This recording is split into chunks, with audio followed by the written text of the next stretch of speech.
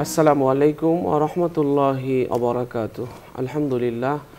আলহামদুলিল্লাহি রাব্বিল আলামিন ওয়াসসালাতু ওয়াসসালামু আলা সাইয়্যিদিল আমবিয়াই ওয়াল মুরসালিন ওয়া আলা আলিহি ওয়া আসহাবিহি আজমাইন। সুপ্রিয় দর্শক শ্রোতা, এই মুহূর্তে যারা দেশে আছেন যারা প্রবাসে, বিশ্বের যে যেখান থেকে আপনাদের পছন্দের অনুষ্ঠান আলোকিত প্রতিদিন দেখছেন শুনছেন, সকলকে অভিনন্দন। দর্শক, আজ আমরা একটি চমৎকার বিষয় নিয়ে আলোচনা করব, আর এই বিষয়টি নিয়ে আলোচনা করার জন্য আমাদের স্টুডিওতে উপস্থিত হয়েছেন একজন বিশিষ্ট ইসলামী চিন্তাবিদ। আজ আমাদের সাথে আছেন ঢাকা বিশ্ববিদ্যালয়ের আরবি বিভাগের সাবেক চেয়ারম্যান, বিশিষ্ট ইসলামী চিন্তাবিদ প্রফেসর ডক্টর মোহাম্মদ আব্দুল কাদির। আসসালামু আলাইকুম ওয়া রাহমাতুল্লাহি ওয়া বারাকাতুহু। ওয়ালাইকুম আসসালাম ওয়া রাহমাতুল্লাহি ওয়া বারাকাতুহু। মুহতারাম, কেমন আছেন? আলহামদুলিল্লাহ, আপনি কেমন আছেন? আলহামদুলিল্লাহ, ভালো আছি। দর্শক, আমরা আজ যে বিষয়টি নিয়ে আলোচনা করব সেটি হচ্ছে নবীজির দাম্পত্য জীবন। কোরআনুল কারিমের সূরা নিসার 19 নং আয়াতে আল্লাহ তাআলা বলেছেন যে তোমরা স্ত্রীদের সঙ্গে সৎভাবে জীবনযাপন করো। স্ত্রীদের সঙ্গে সদাচরণের ক্ষেত্রে রাসূল সাল্লাল্লাহু আলাইহি ওয়াসাল্লাম ছিলেন সর্বোত্তম আদর্শ। তিনি বলেছেন, তোমাদের মধ্যে সেই উত্তম যে তার পরিবারের কাছে উত্তম, আর আমি আমার পরিবারের কাছে তোমাদের চাইতে উত্তম।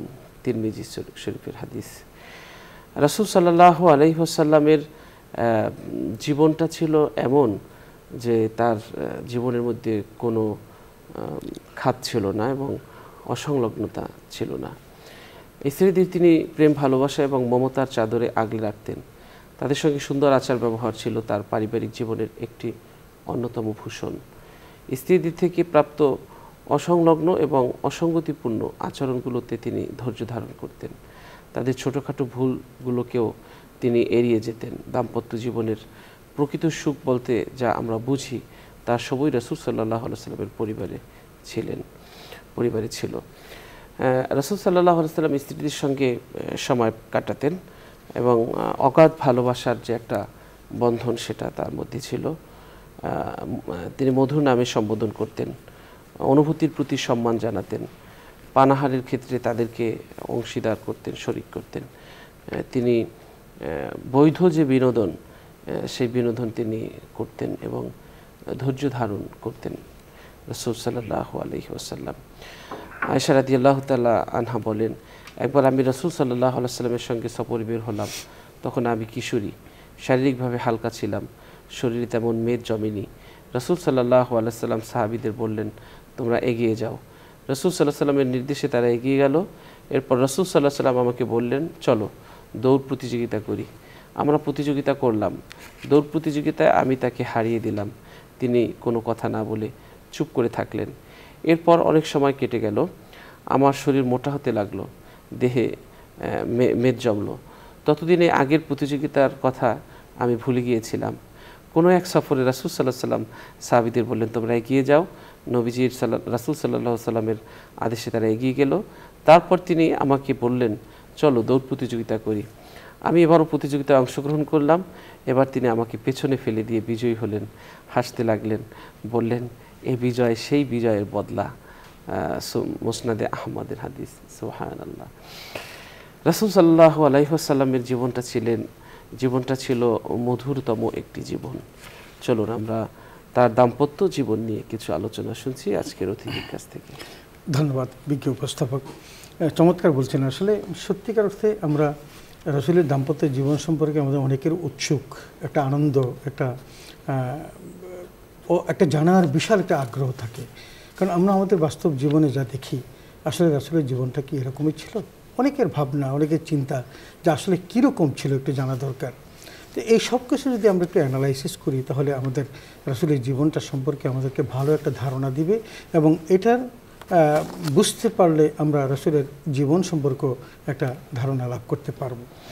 তো সুপ্রিয় দর্শক শ্রোতাকে লক্ষ্য করে বলছি যে আল্লাহ তাআলা শাআনুহু কিন্তু সূরা রুমের 21 নম্বর আয়াতে যে আয়াতে কারিমা খান তেলাওয়াত করেছিলেন, সেই আয়াতে কারিমার মধ্যে আমাদেরকে যা বলেছেন, আসুন আমরা এটা একটু দেখে আসি। আল্লাহ বলছেন যে অমিন আয়াতিহি আন খালাকা লাকুম মিন আনফুসিকুম আজওয়াজা লিতাসকুনু ইলাইহা ওয়া জাআলা বাইনাকুম মাওয়াদ্দাতান ওয়া রাহমা। একটু খেয়াল করবেন যে আল্লাহ তাআলা সূরা রুমের 21 নম্বর আয়াতে বলছেন যে আল্লাহর নিদর্শনাবলীর মধ্যে একটা হলো যে খালাকালাকুম মিন আনফুসিকুম আজওয়াজা, যে তোমাদের থেকেই আল্লাহ তাআলা তোমাদের স্ত্রীদের সৃষ্টি করেছেন কিসের জন্য?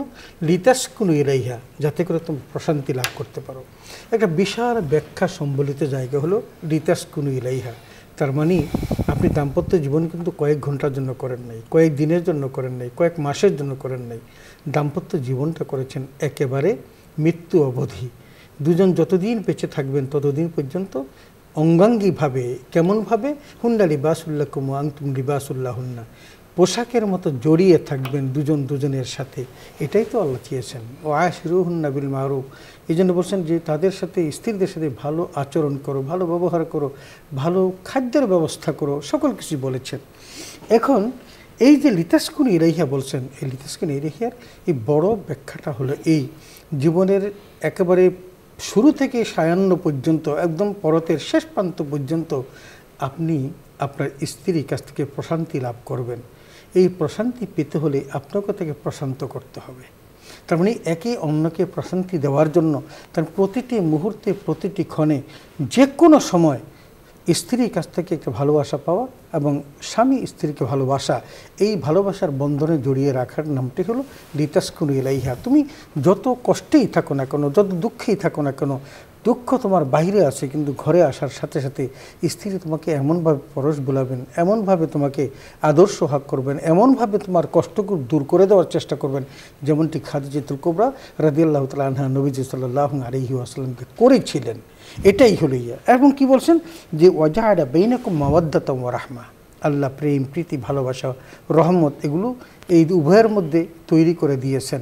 আপনি চিন্তা করে দেখুন, দুই ভুবনের দুইজন মানুষ বিবাহের মধ্যে ইজাব এবং কবুল, এই দুইটা শব্দের মধ্য দিয়ে তারা বন্ধনে আবদ্ধ হলেন, এবং ওই মুহূর্ত থেকে এই দুইজনের মধ্যে পৃথিবীর একেবারে সব কিছু, যেই বাবা মা এতগুলো বছর পর্যন্ত লালন পালন করলো, আজকে 18-19 বছর পর্যন্ত বাবা মার কাছে, অথচ এই ইজাব এবং কবুলের মধ্য দিয়ে এই স্বামীকে বরণ করার সাথে সাথে বাবা মার চেয়েও তার আপন হয়ে যান তার স্বামীটি।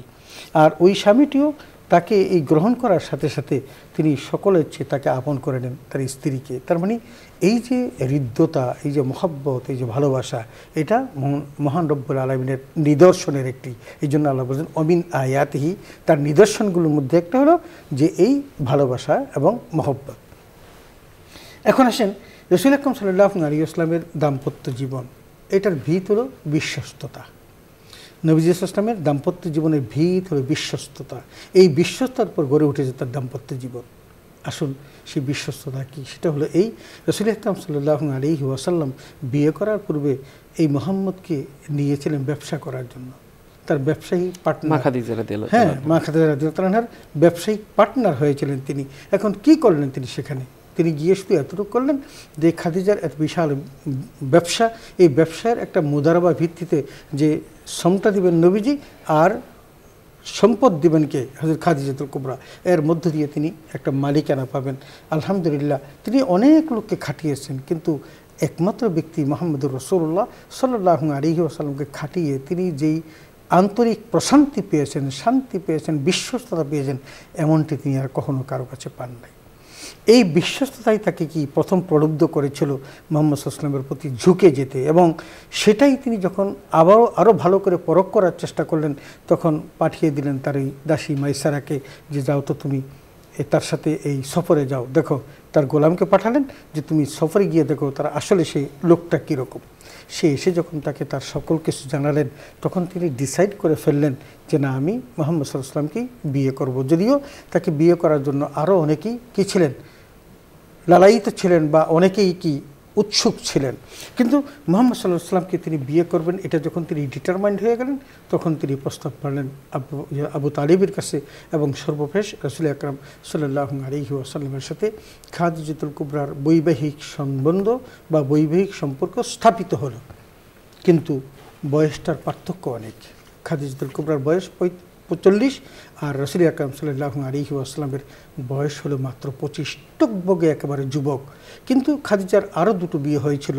এরপরও রাসূল আকরাম সাল্লাল্লাহু আলাইহি ওয়াসাল্লামের জীবনের একটা হাদিস যদি বলি আপনি আশ্চর্য হবেন যে রাসূল আকরাম সাল্লাল্লাহু আলাইহি ওয়াসাল্লাম বলেন যে খাদিজার সাথে আমার বয়সের পার্থক্য বেশি হতে পারে, কিন্তু স্বয়ং আল্লাহ আমাদের মধ্যে ভালোবাসা প্রবেশ করিয়ে দিয়েছেন, সুবহানাল্লাহ। তার মানে আল্লাহ এমন ভালোবাসা তৈরি করে দিয়েছেন খাদিজার সাথে রাসূল আকরাম সাল্লাল্লাহু আলাইহি ওয়াসাল্লামের, যে খাদিজার জীবিতাবস্থায় রাসূল আকরাম সাল্লাল্লাহু আলাইহি ওয়াসাল্লাম কোনো বিয়ে করেন নাই, বিয়ার চিন্তাও করেন নাই, যদিও নবীজির জীবনে 14টি বিয়া এসেছিল। কিন্তু রাসূল আকরাম সাল্লাল্লাহু আলাইহি ওয়াসাল্লামের সন্তানগুলিও কিন্তু খাদিজার গর্বেই আল্লাহ তাআলা দিয়েছেন। এই যে বিশাল দুর্লভ সম্মানের অধিকারী খাদিজা হলেন, সেটা রাসূল আকরাম সাল্লাল্লাহু আলাইহি ওয়াসাল্লামের এই ভালোবাসার কারণে। এখন আসুন নবীজির দাম্পত্য জীবনে কি কি ঘটলো একটু যদি সংক্ষিপ্ত সামারিটা আমরা দেখি। সেটার মধ্যে একটা হলো বৈবাহিক জীবনের পরে, সেটা যে খাদিজাকে সকলেই যখন তার বান্ধবীরা পর্যন্ত তিরস্কার করতে লাগলো যে এত ধনাঢ্য ব্যক্তিরা বিয়ে করতে চাইলো, আর তুমি কিনা একজন এতিম ছেলেকে বিয়ে করলে, মুহাম্মদকে কি পেলে তার মধ্যে, সে তো এতিম, সে তোমাকে কি দিতে পারবে। খাদিজাতুল কুবরা মনে মনে হাসলেন আর সবাইকে উচিত শিক্ষা দেওয়ার জন্য তিনি একটা বিবাহোত্তর সংবর্ধনার আয়োজন করলেন এবং সবাইকে বড় বড় বিত্তশালী যারা সবাইকে দাওয়াত দিলেন, তার সে বান্ধবীরা যারা তাকে তিরস্কার করেছিল তাদেরকেও দাওয়াত দিলেন। দাওয়াত দেওয়ার পর খাওয়ার পরে তিনি সকলকে লক্ষ্য করে বললেন যে তোমরা অনেকেই হয়তো বলা বলি করো যে আমার স্বামী মুহাম্মদ এতিম, তার সম্পদ নেই, কোনো কিচ্ছু নেই, এমন একটি মানুষকে আমি কেন বিয়ে করলাম? তো আমি তো ধনী। বলে হ্যাঁ, আমার অনেক বিত্ত বৈভব আছে বলে আসে। তা আমি আজকে তোমাদের সকলকে সাক্ষী রেখে আমি আমার সমস্ত সম্পদ মুহাম্মদ সাল্লাল্লাহু আলাইহি ওয়াসাল্লামকে দান করে দিলাম। আল্লাহু আকবার। তার মানে একটা মানুষ তার জীবনের সঞ্চিত সমস্ত সম্পদ রাসূল আকরাম সাল্লাল্লাহু আলাইহি ওয়াসাল্লামকে দান করে দিলেন। এই যে বিরল সম্মান, তিনি বললেন এরপরে কি তোমরা বলবে যে আমার স্বামী অভাবী? এরপরে কি তোমরা বলবে যে আমার স্বামীর অর্থবিত্ত নেই? তার মানে রাসূল আকরাম সাল্লাল্লাহু আলাইহি ওয়াসাল্লামকে সম্মানের উচ্চাসনে আসীন করার জন্য মানুষের কাছে যেন খাটো হতে না হয়, তিনি ছোট, তার অর্থ নেই, বিত্ত নেই, এতিম, এটা যেন শুনতে না হয়, হযরত খাদিজাতুল কুবরা তার জীবনের সমস্ত সম্পদ তাকে দিয়ে দিলেন। সুবহানাল্লাহ। এটা হলো একটা দিক, সম্পদের সব কিছু দিয়ে দিলেন।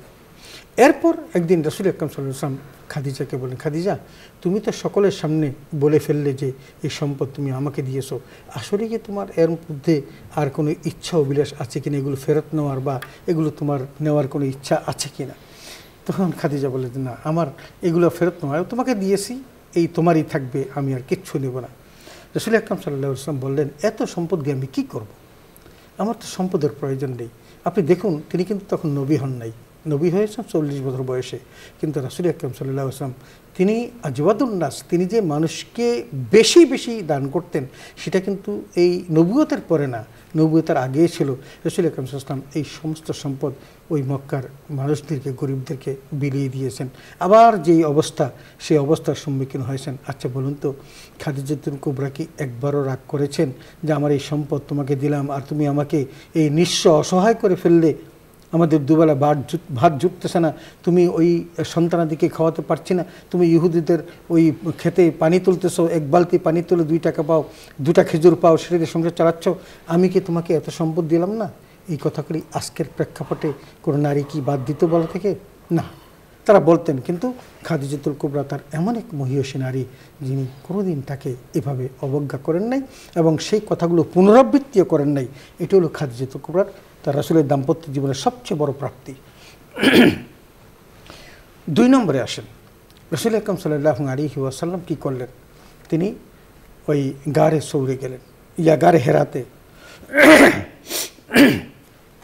রাসূল আকরাম সাল্লাল্লাহু আলাইহি ওয়াসাল্লাম গারে হেরাতে গেলেন।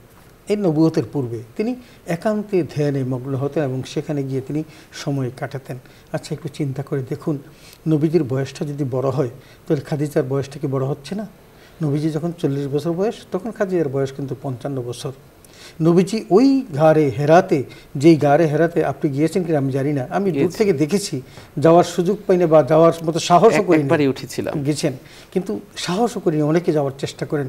আচ্ছা আজকে 1450 বছর পরে যাওয়ার জন্য ওই সৌদি আরবের যে রিয়ালগুলো, ডলারগুলো, পাউন্ডগুলো, এগুলো কি তারা অকাতরে খরচ করেছে না? যে নবী সাল্লাল্লাহু আলাইহি ওয়াসাল্লাম যেখানে বসে এই কী করেছিলেন, ধ্যানমগ্ন ছিলেন, এটা মানুষ দেখুক। এত সব ব্যবস্থা করার পরও আজও যাওয়া যায় না, কিন্তু খাদিজাতুল কুবরা সেখানে গিয়ে নবীজিকে খানা দিয়ে আসতেন, পানি দিয়ে আসতেন, তার সেবা করে আসতেন। আচ্ছা একটু চিন্তা করে দেখুন তো 55 বছর বয়সের এই মহিলার পক্ষে কেমন করে সম্ভব হলো যাওয়ার। আজকে একটা নারীকে দেখুন তো এই কন্ট্রিবিউশনটা কেউ করতে পারে কিনা। রাসূল আকরাম সাল্লাল্লাহু আলাইহি ওয়াসাল্লামের জন্য খাদিজাতুল কুবরা তাই করেছেন। এটা হলো তার পূর্বে, নবুয়তের পূর্বে। এখন আসেন নবুয়তের কথাটাই বলি। রাসূলুল্লাহ সাল্লাল্লাহু আলাইহি ওয়াসাল্লাম তিনি গারে হেরাতে হযরত জিবরাইল আসলামকে দেখলেন। সেখানে সূরা আলাকের 6টি আয়াত তিনি প্রাপ্ত হলেন এবং সেখানে তাকে জিবরাইল তাকে যেভাবে চাপিয়ে ধরলেন তার শরীর ব্যথা হয়ে গেল। তিনি বাসায় আসলেন, জাম্মিলুনি জাম্মিলুনি বলে তিনি চিৎকার দিলেন। নবীজি তাকে চাদর দিয়ে আবৃত করা হলো, তাকে নিয়ে যাওয়া হলো ওয়ারাকা ইবনে নওফলের কাছে। সব কাহিনী শেষ, কিন্তু ওয়ারাকা ইবনে নওফলের আগে যাওয়ার পূর্বে রাসূল আকরাম সাল্লাল্লাহু আলাইহি ওয়াসাল্লামকে যেই 5টা জিনিস স্মরণ করিয়ে যেই সান্ত্বনাটা খাদিজাতুল কুবরা দিয়েছিলেন, আচ্ছা পৃথিবীর মধ্যে এত বড় সান্ত্বনা দেওয়ার মতো মানুষ আর কি কেউ আছে? একটু জিনিস খেয়াল করেন তিনি কি বলেছিলেন। রাসূল আকরাম সাল্লাল্লাহু আলাইহি ওয়াসাল্লামকে বলেছিলেন, যখন তিনি খুব বেশি ভয় পেয়ে গেলেন, তিনি বেচাইন হয়ে গেলেন, বেকারার হয়ে গেলেন, তখন খাদিজাতুল কুবরা বলেছেন, আল্লাহু লা ইয়াখজিকা আল্লাহু আবাদা। আমি বিশ্বাস করি আল্লাহর কসম যে আল্লাহ কখনো আপনাকে অপমানিত করবেন না। ইন্নাকা লা তাসিলুর রাহিম তাসদিকুল হাদিসা তাহমিলুল কাল্লা ওয়া তাকসুল মাদুমা ওয়া তাইনু আলা নওয়াইবিল হক।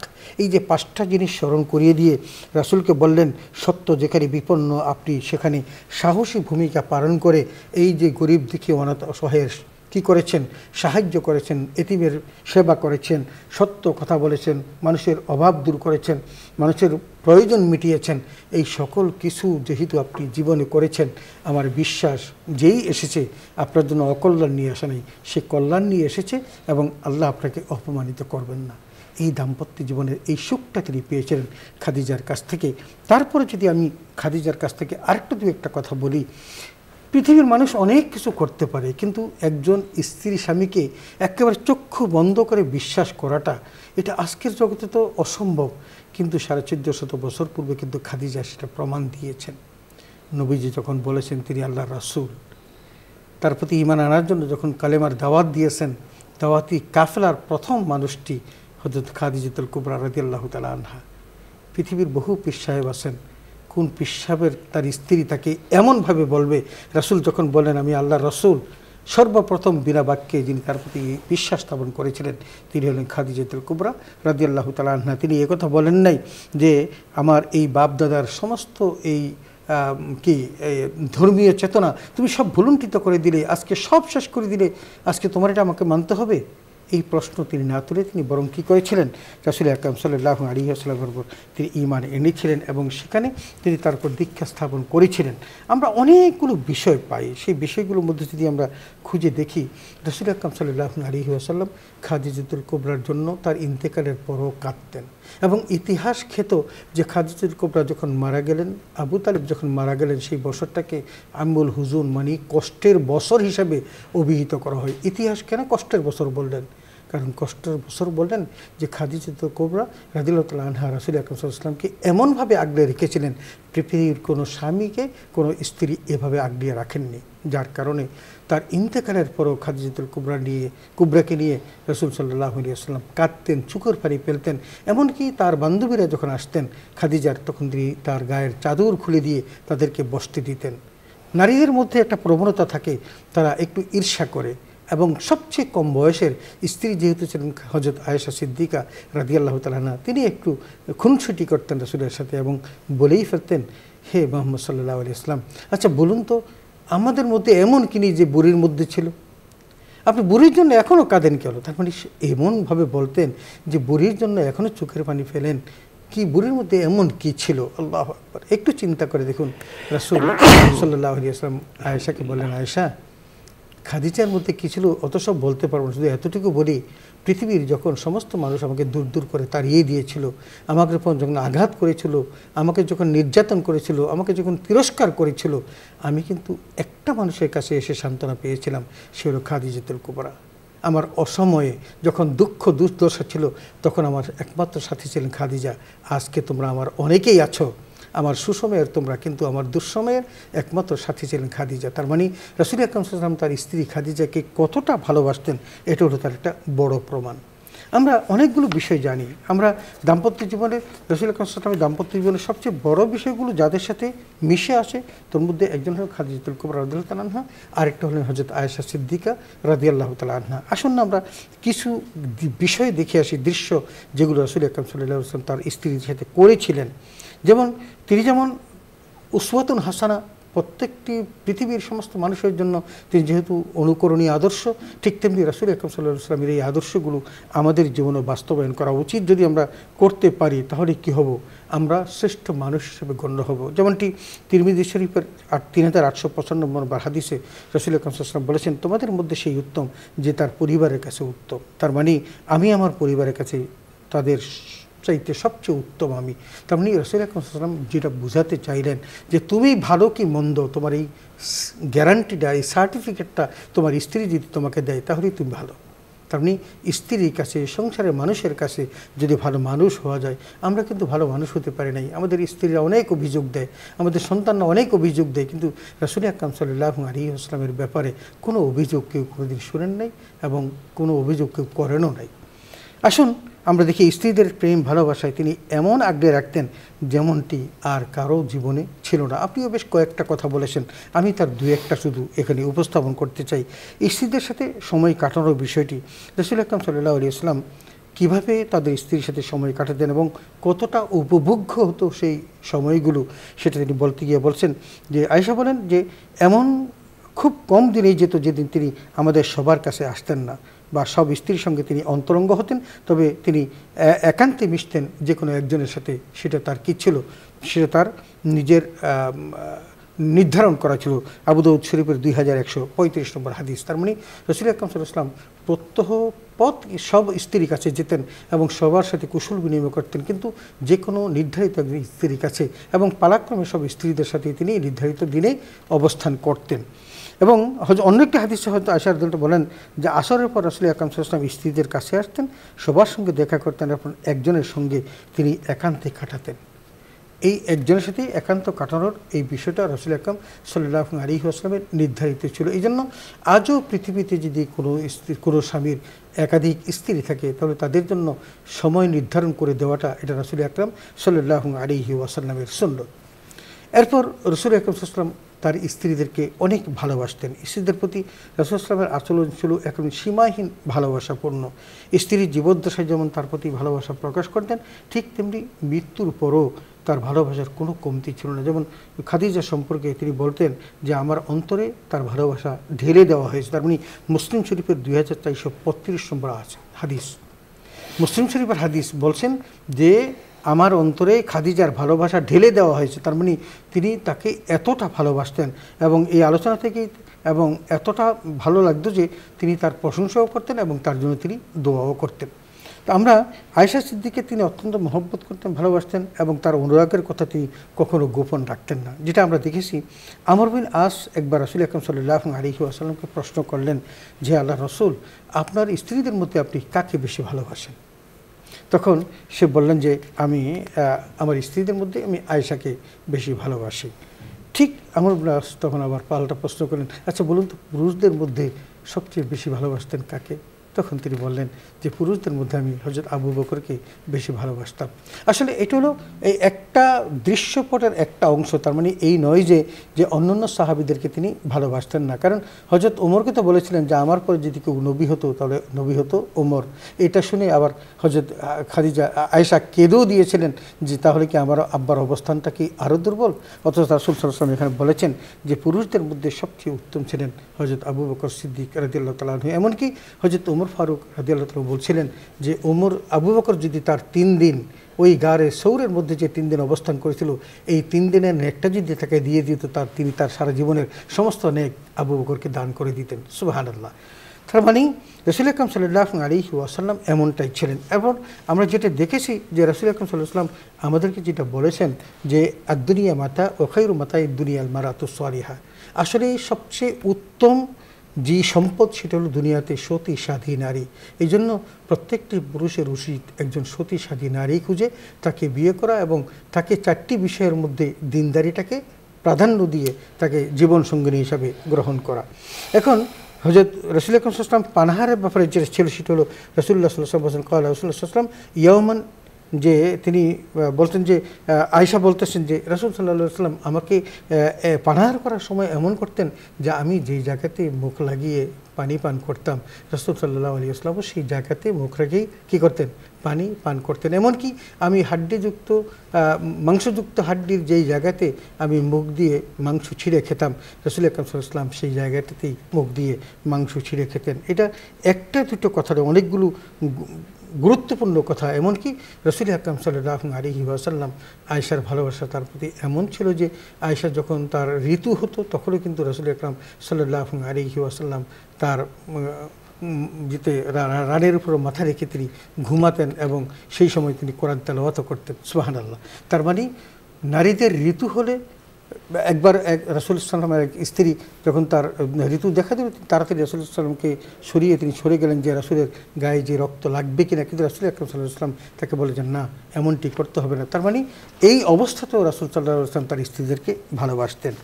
এবং ঘুমের ব্যাপারে যদি বলি যে রাসূল আকরাম সাল্লাল্লাহু আলাইহি ওয়াসাল্লাম আয়েশা বলেন আমি ঋতুবর্তী অবস্থায় থাকলেও নবী সাল্লাল্লাহু আলাইহি ওয়াসাল্লাম আমার কোলের ঠেস দিয়ে কোরআন তেলাওয়াত করতেন। বুখারী শরীফের 3672 নম্বর হাদিস।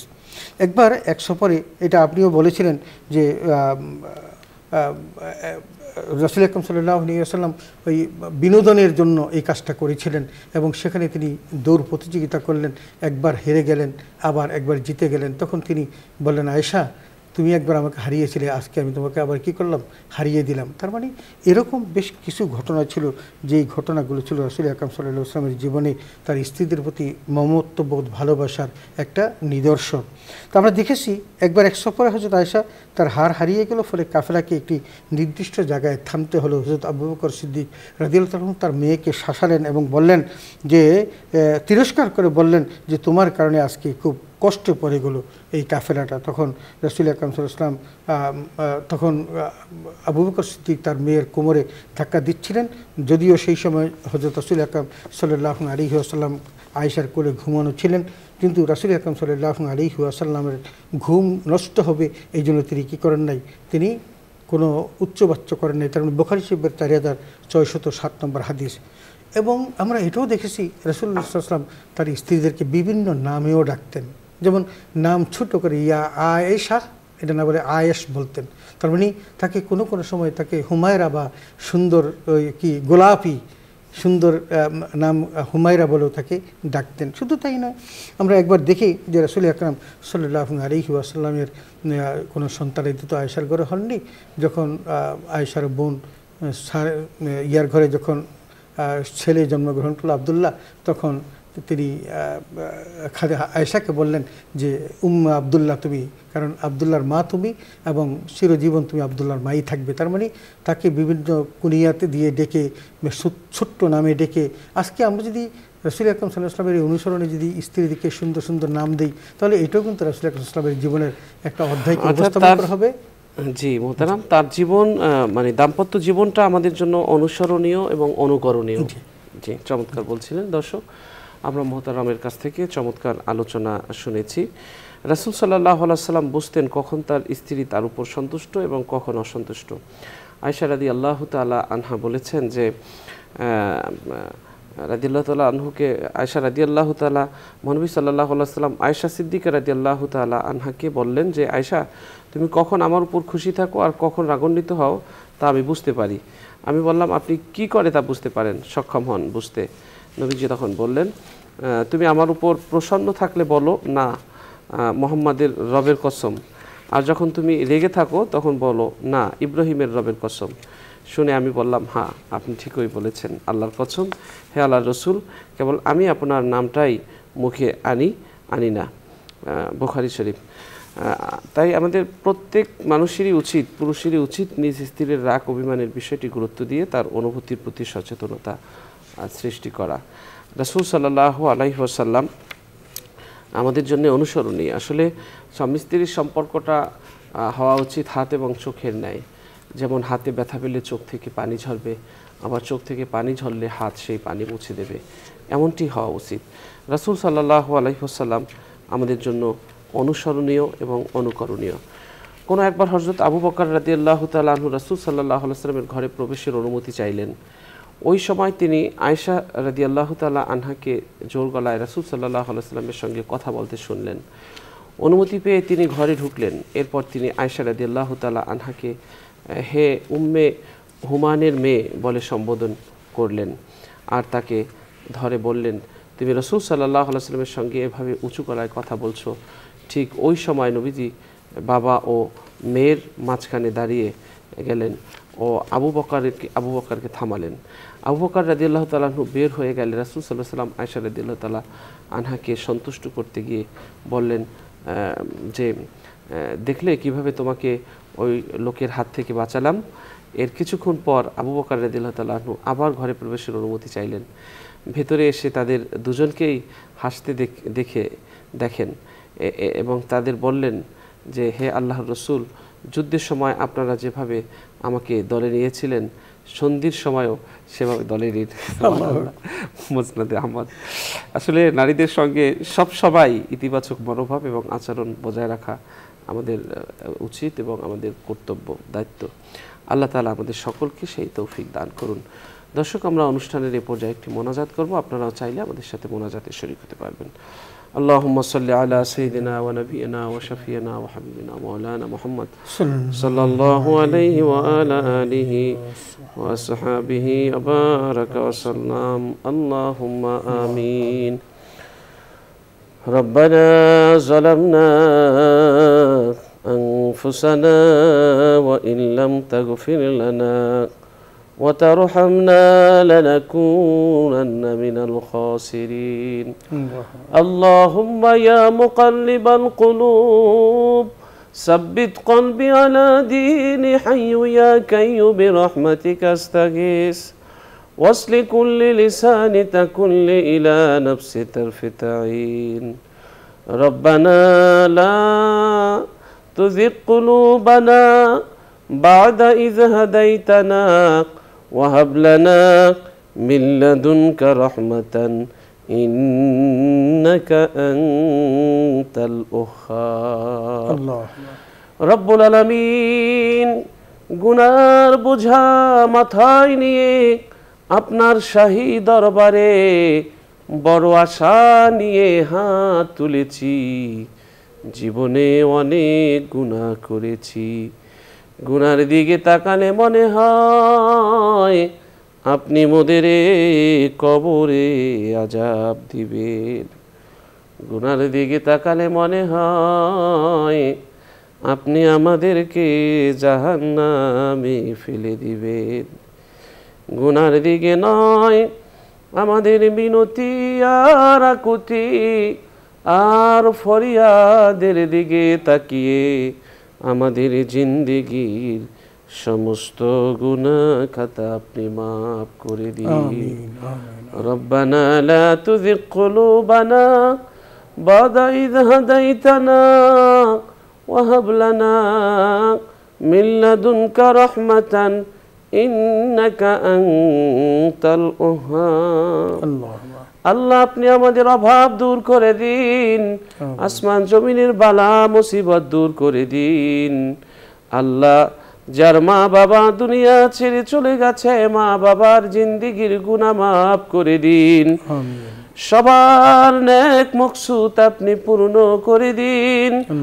আল্লাহ, রিজিকে বরকত দিন, সম্মানে বরকত দিন, সম্পদে বরকত দিন, সব কিছুতে বরকত দিন গো আল্লাহ। রহমত আর করুণার দরজা আমাদের জন্য খুলে দিন। অনুগ্রহের সব দরজা খুলে দিন। দয়ার রহমতের দরজা খুলে দিন। সব ধরনের প্রতিবন্ধকতা থেকে আমাদেরকে আপনি হেফাজত করুন। রব্বানা আতিনা ফিদ দুনিয়া হাসানাতাও ওয়া ফিল আখিরাতি হাসানাতাও ওয়া কিনা আযাবান নার। রব্বুল আলামিন, অতীত জীবনে অনেক ভুল ত্রুটি হয়ে গেছে, আপনার শাহী দরবারে মিনতি, সমস্ত ভুল ত্রুটি আপনি ক্ষমা করে দিন। আমিন আমাদের জিন্দেগির সমস্ত গুনাহ মাফ করে দিন, আমিন অভাব দূর করে দিন, সব পেরেশানি দূর করে দিন, সব কিছু আমাদের জন্য সহজ করে দিন, বরকতের দুয়ার খুলে দিন।